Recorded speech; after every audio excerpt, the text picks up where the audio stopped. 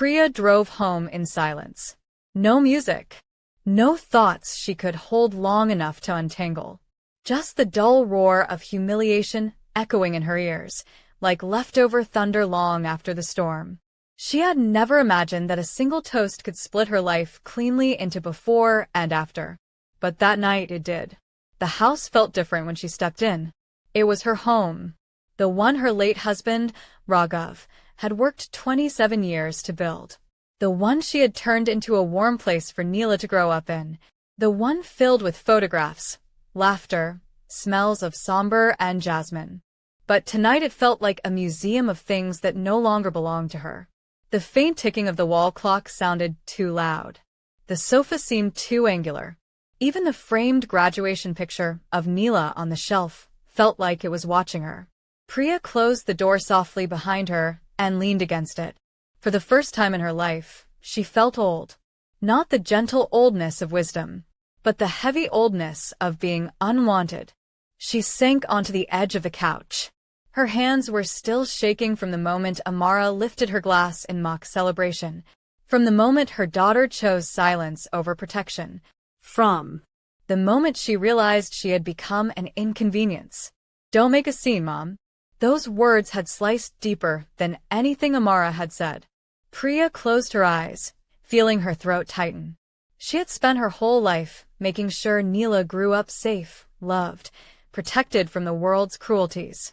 But she had not prepared herself for cruelty coming from her own child. Her phone vibrated suddenly. For a moment, Priya thought it was Neela apologizing, hoping, wishing. But the screen flashed. Amara. Priya stared at it. A coldness spread through her chest. She let it ring. She let it stop. She let it ring again. Finally, she picked up. "Priya," Amara said, voice dipped in fake sweetness. "I hope you didn't take my toast too personally. It was just a little joke. You know how I am." Priya stayed silent. Amara continued. "Anyway, I was thinking since Neela and I will be living in the house you currently stay in." Priya's heart stopped. "What?" she whispered. "Oh," Amara said casually. "Neela must not have told you yet. The house will be transferred after the wedding. It's better you move into something simpler. A little apartment, maybe." Priya's voice cracked. "This house belongs to me. It's just a formality, Priya. You're a widow. Neela is the next of kin. And, honestly, a big house like that isn't suitable for you anymore.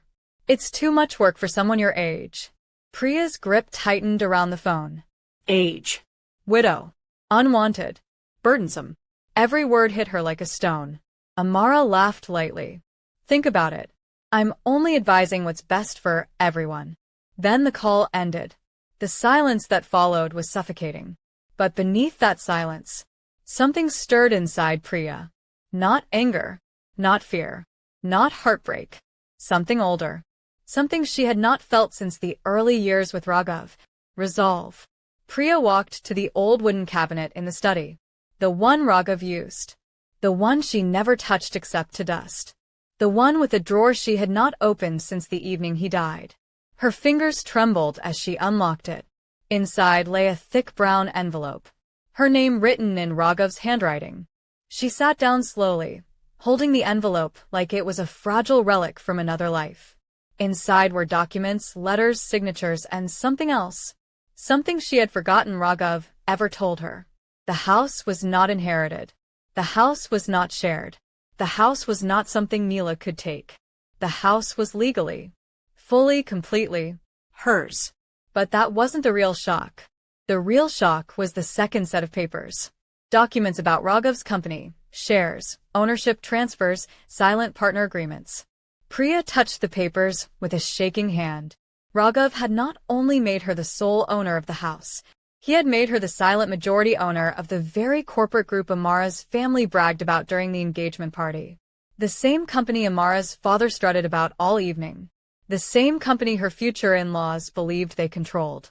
But legally, Priya Menon controlled more than they did. Her breath hitched. She finally understood why Raghav had once said, "Priya, if trouble ever comes to you, open the drawer and you'll know what to do." She wiped a tear from her cheek. "Raghav," she whispered, You protected me even now. She picked up her phone. The number she dialed was one she'd kept for over 15 years. Her attorney, Mr. Shankar. He answered on the first ring. Priya? It's been a long time. Her voice was steady now. Unshakable. Start the process. There was a pause. I understand, Mr. Shankar said softly. I'll begin immediately. Priya ended the call. This time, she didn't feel old. She didn't feel small.